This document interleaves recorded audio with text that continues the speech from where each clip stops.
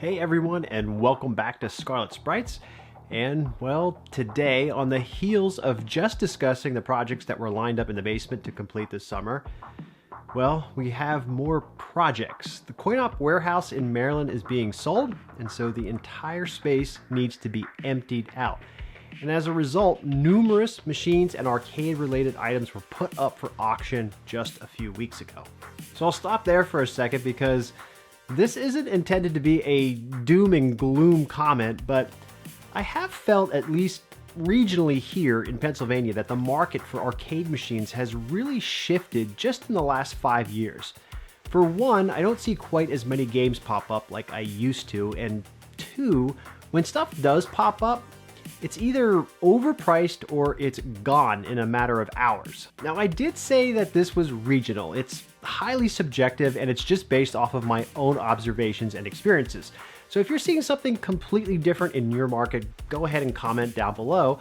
But in summary, for me, things are competitive, expensive, and sparse. And those are the three words that I'd use to describe the arcade market around my area. Now, it's not to say that you can't find games or that patience doesn't eventually pay off. I had that happen with the NBA Jam cabinet. It's just that there seems to have been a shift in things and you're going to wait longer or pay a little more than you would have maybe even a year ago. So that's just laying down some background info as to the why behind this. As you know from the last video, I already have my hands full here. I don't really need anything else to work on. I mean, people talk about gaming backlogs, and this is probably the ultimate of gaming backlogs when you're neck deep in multiple machines, all worthy of restoration and some major time investment. So I don't need to add to that, but, and again, this isn't doom and gloom, but when there's an opportunity to grab things, not only cheaply, but actually get them in a manner that isn't quite as competitive as having to show up at someone's house the night they list something, well, I figured it was an opportunity to get while the getting was still good. So with that long-winded setup, let's jump into what I did get at this auction. All right, the first machine I grabbed was Sammy Deer Hunting, and when I mentioned this on Twitter, I think there was some raised eyebrows like, why the hell would you want that? So what I can say about deals and arcade hunting is that, especially now, considering what I just talked about, it's not about what game is in the cabinet, but rather what that cabinet is, what this cabinet's full potential might be. Now, I know from looking at this from the front that this is a 2-speaker Konami cabinet. I did have a little bit of a sneak peek at it when I was picking up the NBA Jam machine, and when I looked around the back, I saw that yes, this still has the original Simpsons sticker attached to it.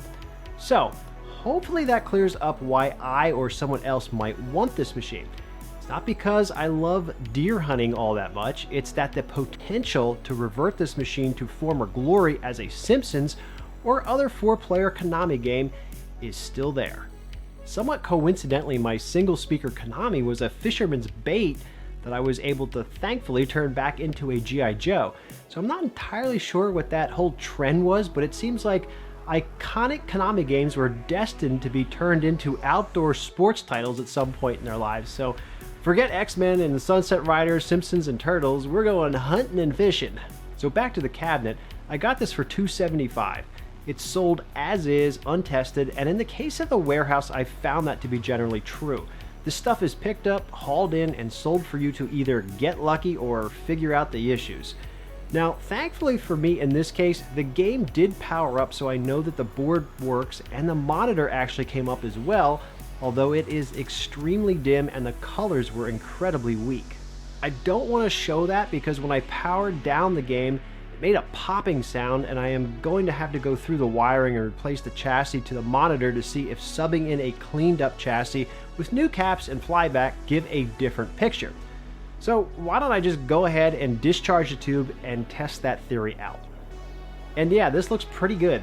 So overall, not a bad buy at $275, and I can still service the original chassis that was in here. I also have that hunting game and a working midway gun that I can sell to recover some of my investment in this cabinet. I have no idea when I will be getting around to restoring this, but overall, I'm pretty happy with this at $275. So speaking of getting while the getting was good, this machine was sitting here at $150 and that's what I got it for. Now of course, when I went to test this one out, it didn't power up. Nothing. No power anywhere to anything. I swapped out the power supply with a working one and did see the board kick over, so I pulled that and tested it out on my Astro City. And yeah, a pretty clean Area 51 Site 4 PCB with a hard drive that still works. It's cool that the hard drive even still has the original factory sticker on it.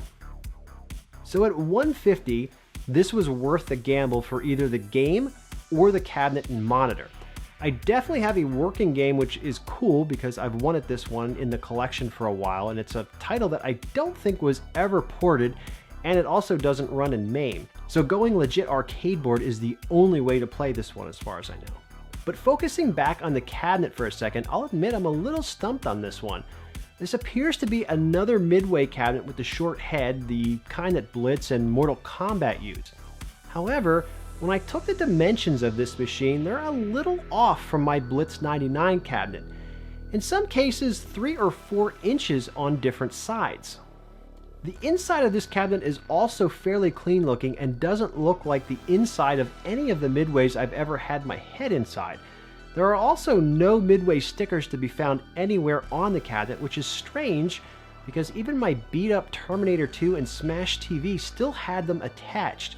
The only stickers on this are on the outside and I can't quite make out what they say. The monitor bezel on this is odd too. I've never seen a wooden bezel like this on a Midway game.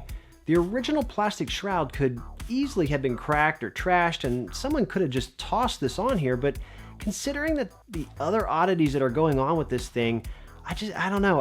I'm kind of 50-50 on whether this is a genuine Midway cabinet or some type of copycat. Either way, it needs a new coin door here on the front and some wiring work, and it could be restored to something fun, but this one has me curious as to what it actually is. Maybe some of the later Midway cabinet runs were just a little different in sizing, but I don't know. At $150, I already got a working PCB out of this, probably 2 working guns and a marquee, so I'm not all that upset, just curious. And that brings me to the board purchases.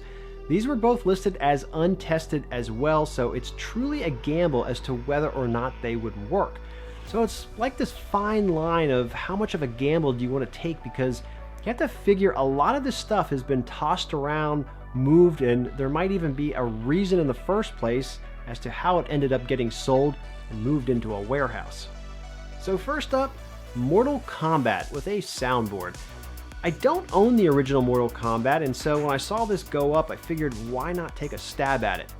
You'll notice it's missing the cables needed to connect the soundboard to the main board, so there is no way for me to test the audio at this point. But I connected the main board up to the Astro City and turned it on, and we're good. I'll still need to test the audio, of course, at some point, and I'll need an MK1 kick harness, but it's cool to have picked this up. It did push close to $250, so not a huge deal on this. More of a gamble than anything, and probably one I shouldn't have taken, but looks like I'm in the clear here.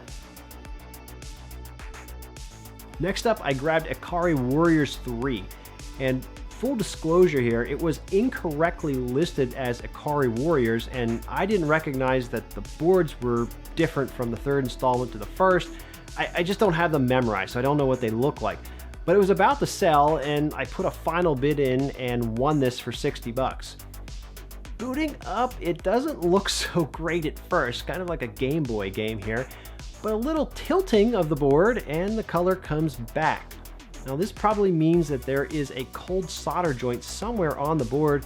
I'm not about to troubleshoot this on top of everything else that I have going on right now, but I'll eventually get around to it on some rainy afternoon. I probably need to look for some rotary sticks at some point too. Alright, so that's the stuff I picked up at auction, but while I was there, we had to wait a bit for other people to load their machines on the dock before we could take our turn, so I had some time to wander the warehouse a little bit.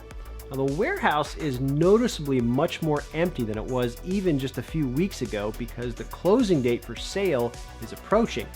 but I did find some random things to ask about while I was there.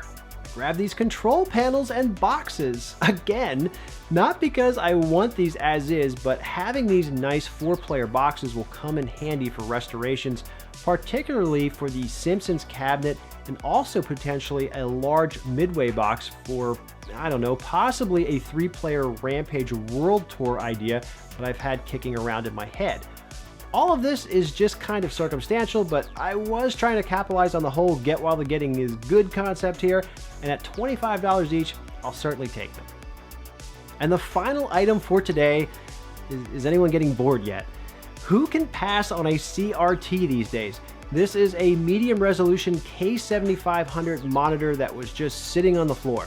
The chances of this working are probably very slim, but if I get a tube or a chassis out of this, I figured I might still be ahead.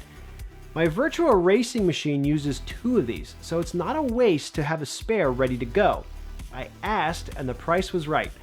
$30 for the tube and chassis, so this was definitely coming home with me. Great deal, even if the chassis needs some work, and on that note, I did proactively order a K7500 cap kit for this. But I noticed that replacement flybacks are out of stock at all of the usual reputable places. So supply chain issues keeping your K7500s from running, and you guys thought gas prices were bad. And that's today's video, guys. The roundup of all the arguably unnecessary things that I grabbed this past week. I really just tried to embrace that whole mindset of thinking that in 5 years or so, $150 arcade cabinets with CRT monitors, you know, that might not be a thing.